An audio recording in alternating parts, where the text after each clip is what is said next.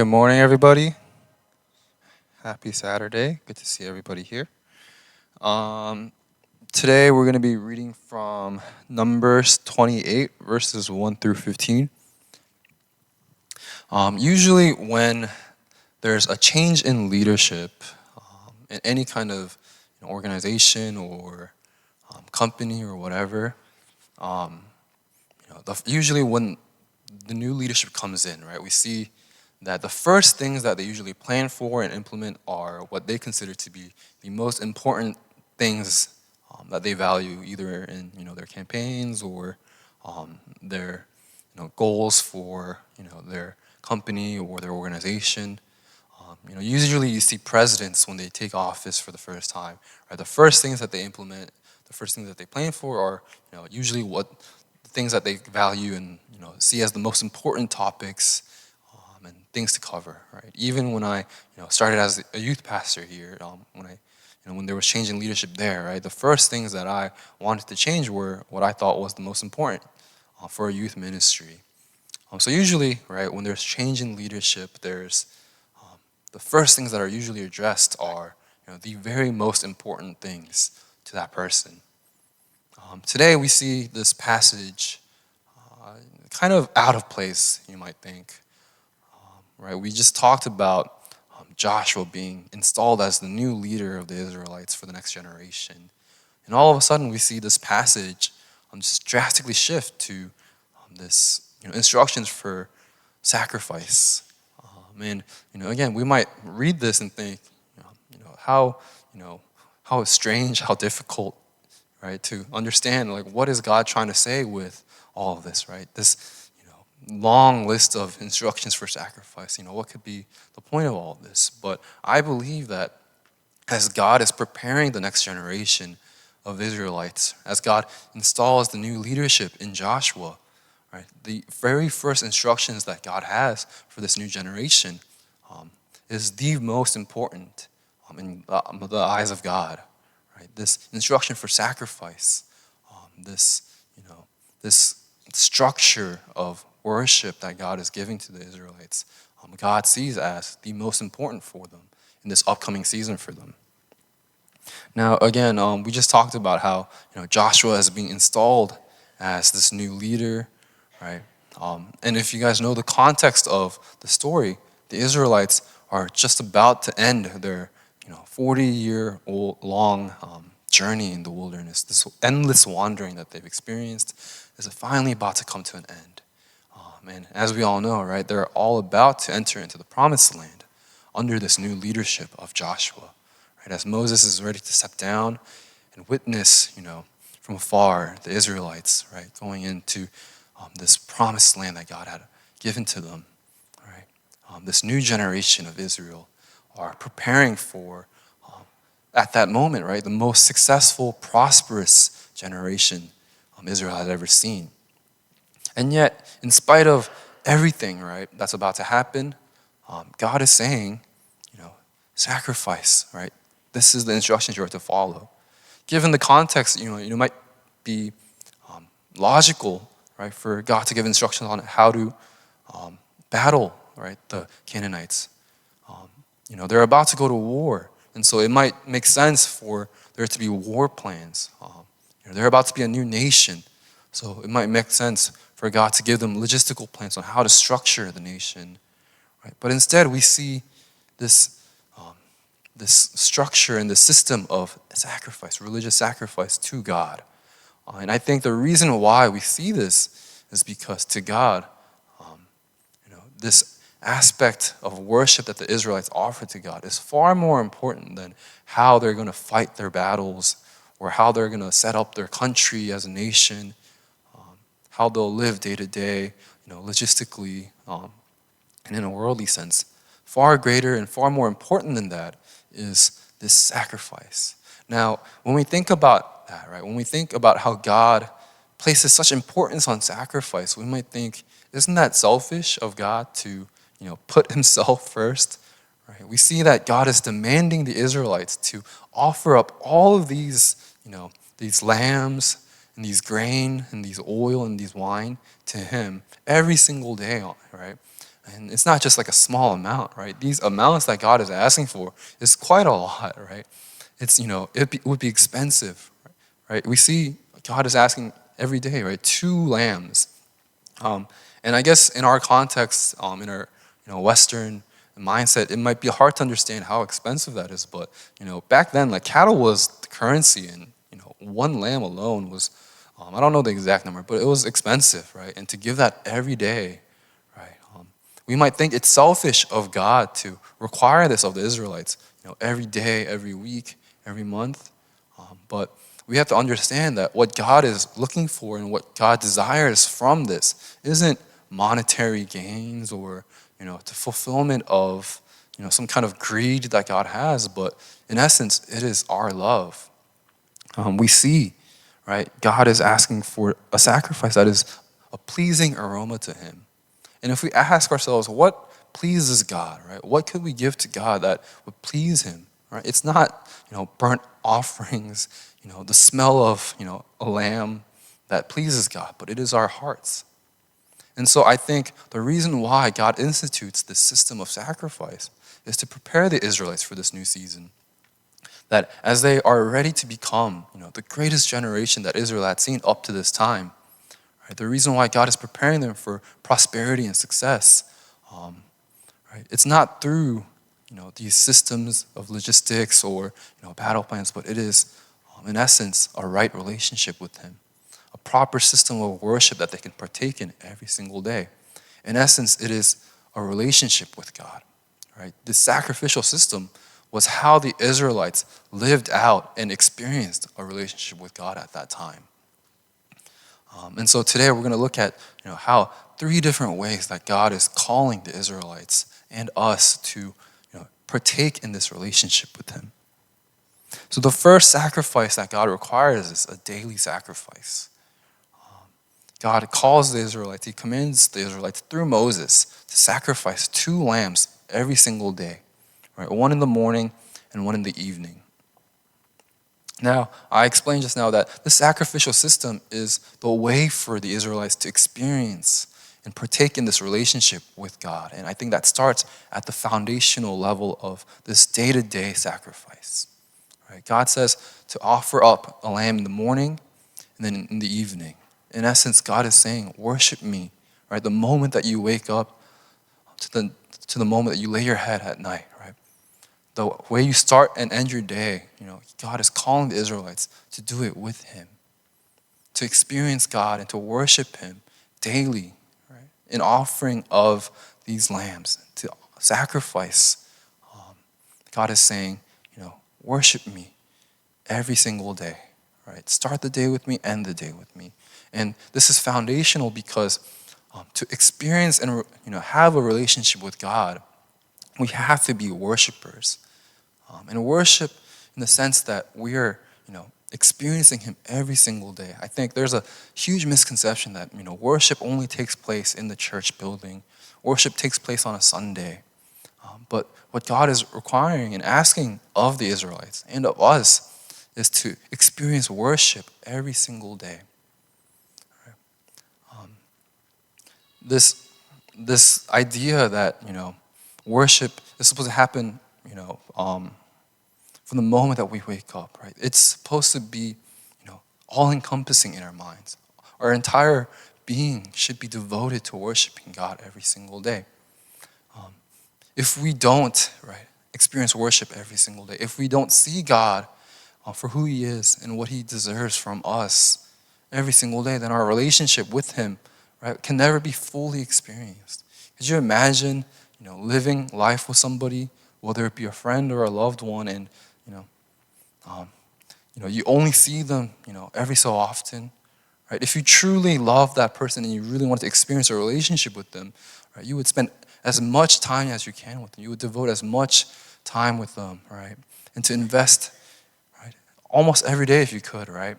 I have friends that I truly love, my best friends, and it's hard now because we're all adults and we all live in separate places. But when we were in high school, middle school, like we would want to see each other every single day, right? After school ends, it was so enjoyable just to spend time with them. After school, even on weekends, right? And because I just wanted to be with them, right? Because they are my best friends, and I enjoyed that relationship, right? Likewise for us, as we worship God, as we call ourselves worshipers of God, if our worship is sporadic, if it's inconsistent, if it's limited to just a single day a week, are we truly experiencing the relationship with God that was meant for us? No. If we're only seeing God, if we're only thinking about God once a week, once a month, once a season, right, then that relationship will crumble. But if we're offering to God our hearts, like the Israelites do, right, as they offer sacrifices in the morning and in the evening, right, if we center our lives to the very, day by day cycle around God, then we'll truly be able to experience fully this relationship with God through our everyday worship. And so worshiping God every day, that's the rhythm that God is expecting and asking of the Israelites. And that, that heart of worship for God in our daily lives is the pleasing aroma to God, not sacrifice, not anything that we give to Him physically, monetarily, but really the heart behind those offerings and that sacrifice. The heart that loves Him and the heart that desires a relationship with Him every day. And so, as worshipers of God, to enjoy a relationship with Him, an everyday devotion to Him is crucial. Secondly is this, consciousness and this awareness that the Israelites were a holy people.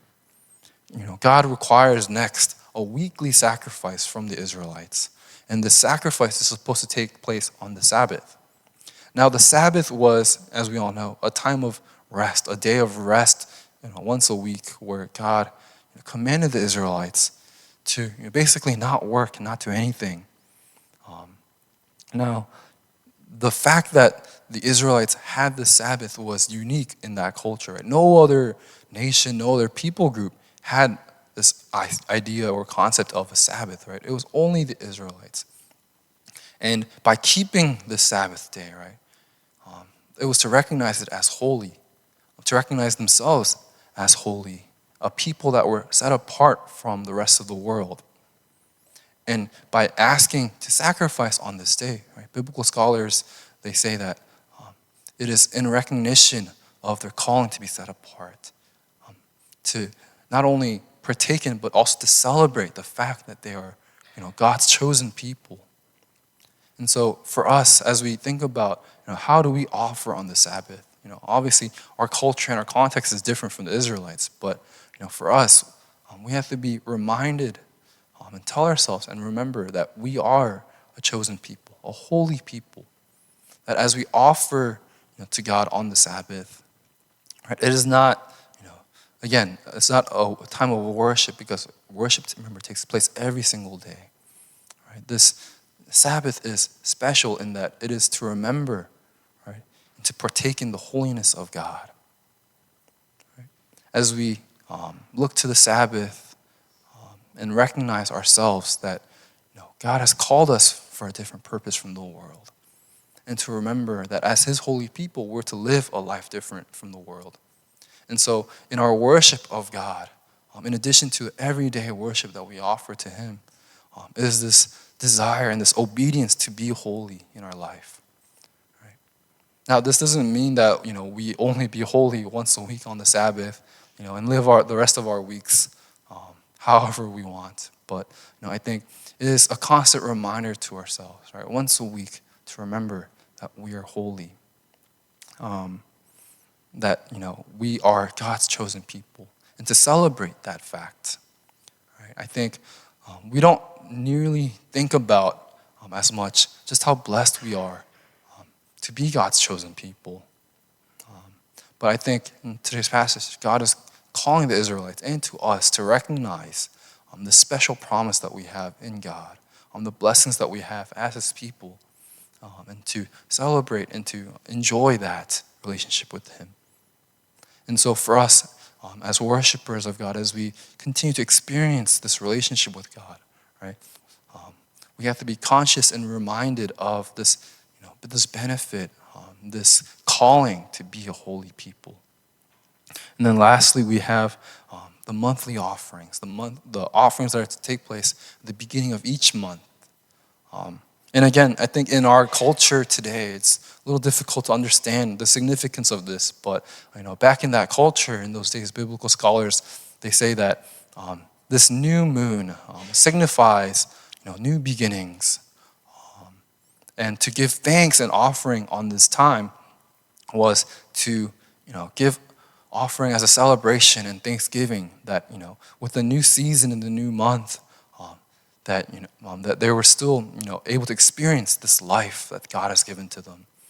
And so this monthly offering, the sacrifice, signifies the importance of giving thanks to God, to offer to God with a grateful heart for all that God has done. If you look at the monthly offering, it's far greater and far more expensive than the daily and the weekly offerings, right? God is asking for, in addition to the 2 lambs, right, a young bull and 7-year-old lambs, in addition to the grain and the drink offerings.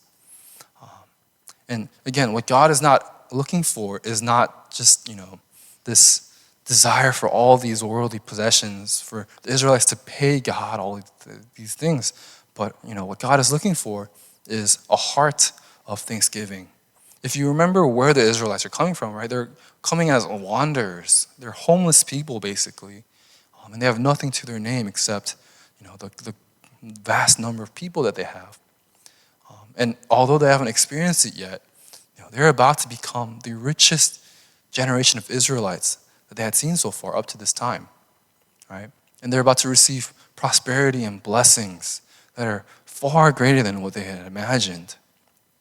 And God, in this time, now that they're able to, is demanding and requiring that they sacrifice this expensive amount.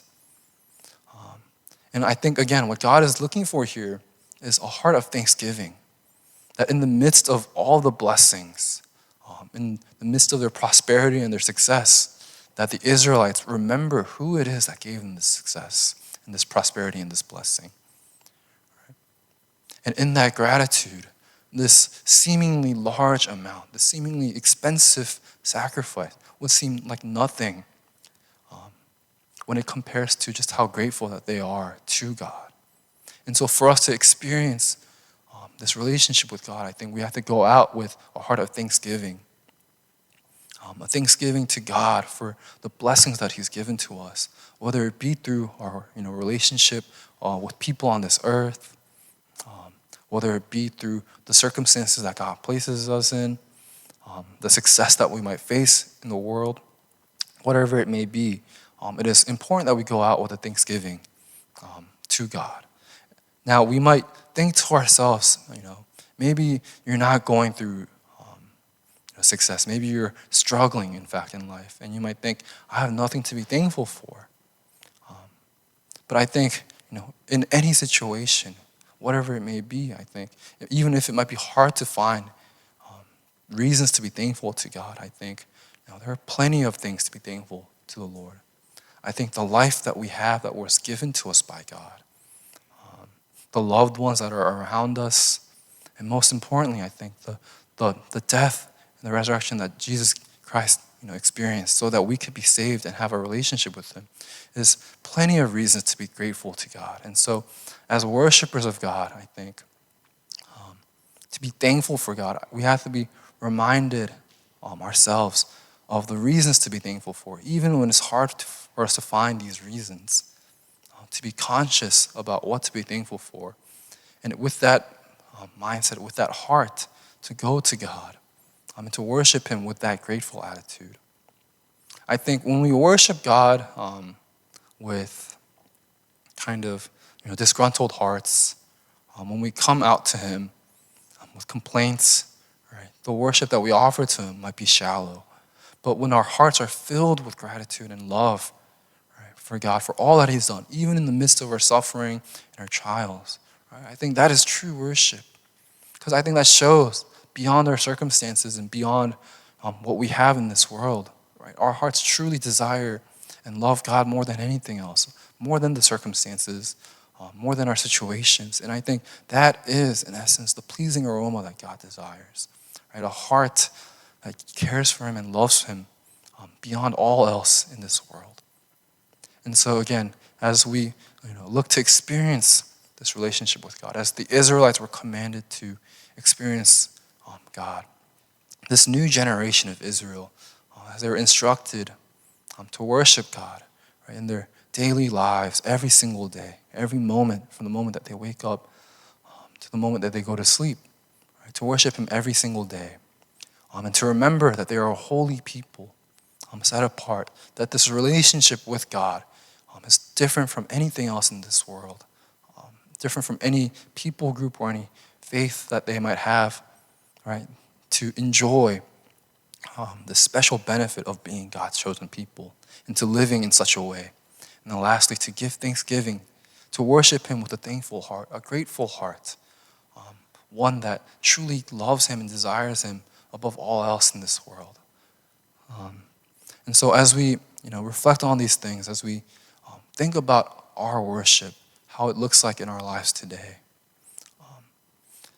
as we reflect on, is the worship that we're giving to God today, is it a pleasing aroma?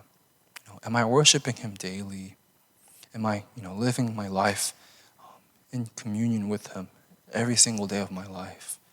Am I being mindful of my holiness as his chosen people?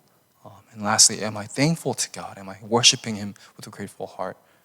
I think, let us reflect on all of these things and to go out to him in prayer that we can truly live our lives as worshipers. Let us pray at this time.